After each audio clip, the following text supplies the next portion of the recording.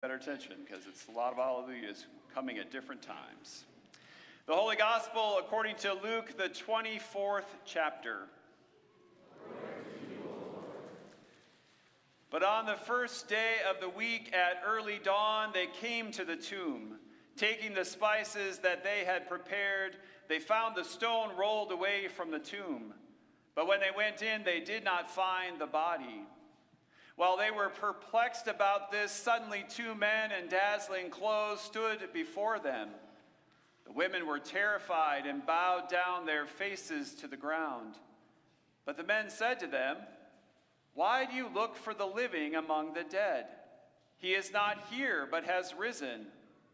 Remember how he told you while he was still in Galilee that the Son of Man must be handed over to sinners and be crucified, and on the third day rise again." Then they remembered his words. And returning from the tomb, they told all this to the 11 and to all the rest.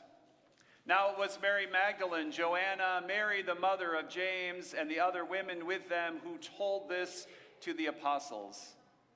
But these words seemed to them an idle tale, and they did not believe them. But Peter got up and ran to the tomb, stooping and looking in. He saw the linen cloths by themselves. Then he went home, amazed at what had happened.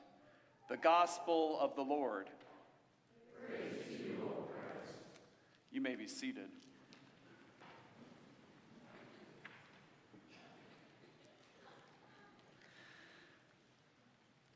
Alleluia! Christ is risen. Christ is risen indeed. Hallelujah. It's a test, really. Always. Easter and Christmas are two of those times that we have heard the story so many times that we begin to put all the pieces and parts from all of the different Gospels into kind of one conglomeration of how the story is supposed to go. But on Easter, we get to pull those apart, hear the story from each individual gospel, and hear the way each gospel writer wants us to hear this amazing story. Because we're in Luke's gospel, I'm going to time travel with you a little bit, all the way back to the beginning. Some of you have been here since Advent 1 and have heard all of these pieces of the story along the way. But Luke's gospel is the gospel that loves to upset the status quo, to do things in a way that isn't quite as normal. So from the very beginning, we hear that the mighty are going to be cast down, the lowly are going to be lifted up, the mountains flattened, the roads made straight, all of these things. And so it's within that context that we come to the resurrection in Luke's gospel as well. It's in that context that we hear these words as well. And this gospel, of course, starts like many other of the Easter gospels of that first day of the week at early dawn. The women make their way to the tomb. And the one little fact that sticks through all four of the Gospels is that they all discover that the stone has been rolled away. And we're supposed to remember in this moment that we're not talking about some little stone. We're not talking about something insignificant. We're talking about something that would take several people to move. The stone has been rolled away. Now, the other thing that I think happens because we've heard these stories so many times is it's hard to find ourselves into the emotion of the day. So imagine for a moment these women who have come to the tomb. They go inside the tomb and they did not find the body.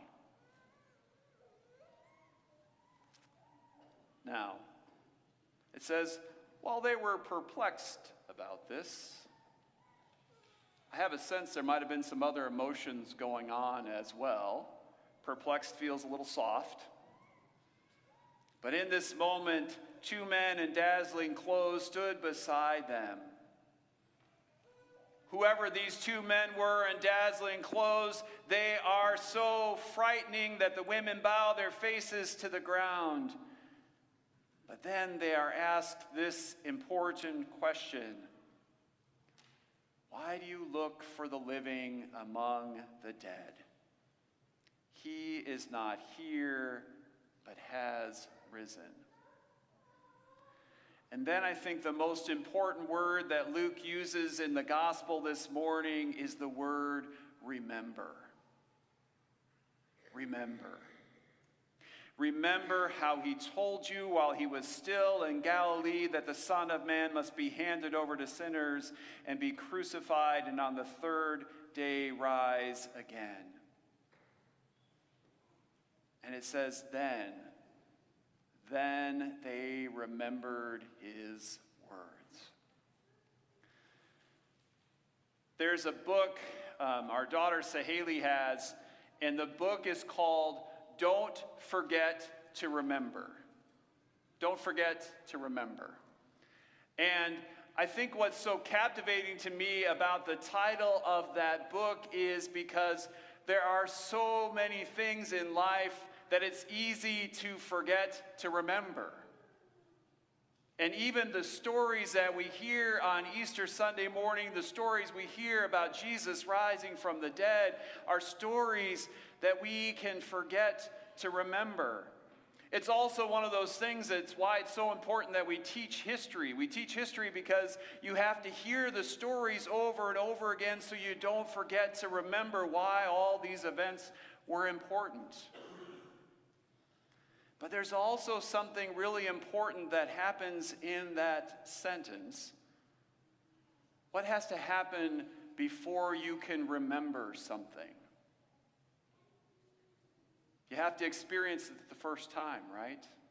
You can't remember without having experienced it the first time. Do any of you have a memory that is really not an actual memory, but a memory because you have heard the story so many times that you can imagine all the places, all the people, all the pictures, all the things that took place in that moment? Do any of you have memories like that? Yeah, you can raise your hand. This is one of those moments. It's okay. We're Lutherans. We don't do it when we sing, but you can raise your hands to answer questions. Right? So sometimes we've heard the story so many times that we can see ourselves in the place of the story. We can find our place because we remember Grandma's house, or we remember wherever this took place, and we can see ourselves there even if we were 18 months old and there's no way that we could remember it. In fact, I'll tell you a story about myself, a story that I can picture even though I don't remember it, but I've heard the story so many times. When I was a child, if you can imagine this, I wasn't always the most well-behaved child, in church even. So one day in the middle of the church service, and this is a different time now, so don't get offended by this, my dad hauled me out of church, took me halfway down the stairs and spanked me, and the whole church heard it. So even to this day, people who remember that day will, oh, I remember that time your dad. And I have that memory now because I've heard that story so many times that it's just part of my memory, part of who I am. Okay, so why is this important? Just this last Monday, we gathered in this space to celebrate the life of Pastor John Henning. And on his casket that morning, when we placed the pall on his casket, we also placed a stole. And we actually placed this stole. He needed somebody to pick a stole. The family did. And so I picked the stole I knew I was going to wear today. Now, why would I do that? Because for all of the years of Pastor John's pastorate, 60-some years of being a pastor, he told the story over and over again about Jesus' death and resurrection. He told that story over and over again. I just thought that was sliding. Don't worry about me. A little jumpy this morning, I guess. He told that story over and over again to a people, all kinds of different people in all kinds of different places. One of the things we recognize as pastors is that our job is to plant seeds, and then we get to reap the harvest that somebody else has planted. And so the reminder to me on Easter morning is that this story has been told over and over again by so many different people. Some of you have heard it from so many different pastors over the years. And so you come here this morning and you remember. But there's also something important that happens on this day as well. Because there might be somebody here, and if not somebody here, there might be somebody that you run into this week, in the days, the weeks ahead, who has never heard the story. How can you ask them to remember something they've never heard? How can you ask them to know something they've never learned anything about?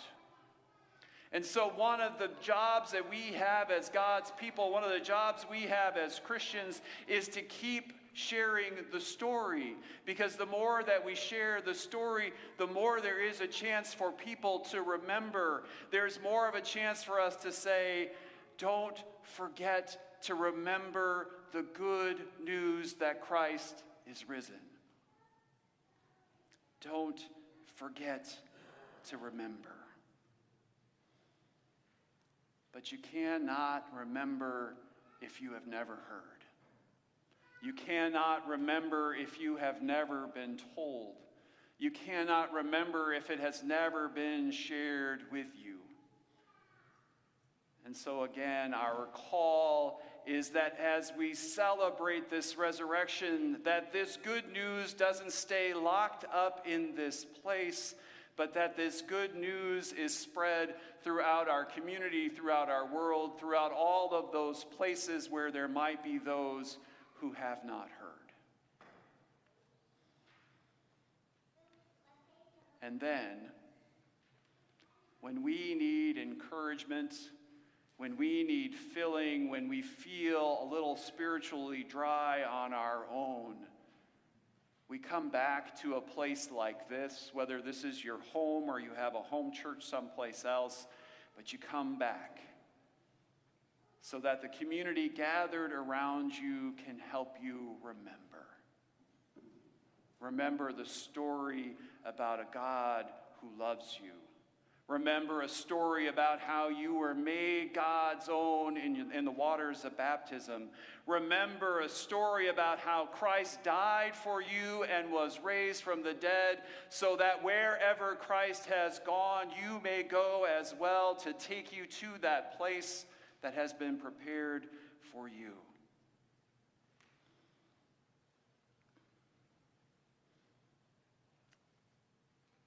So hear these words again today. And remember, don't forget to remember. Don't forget to tell someone else to remember. Don't forget to share the good news. Alleluia! Christ is risen. Christ is risen indeed. Alleluia. Let's rise and sing the hymn of the day.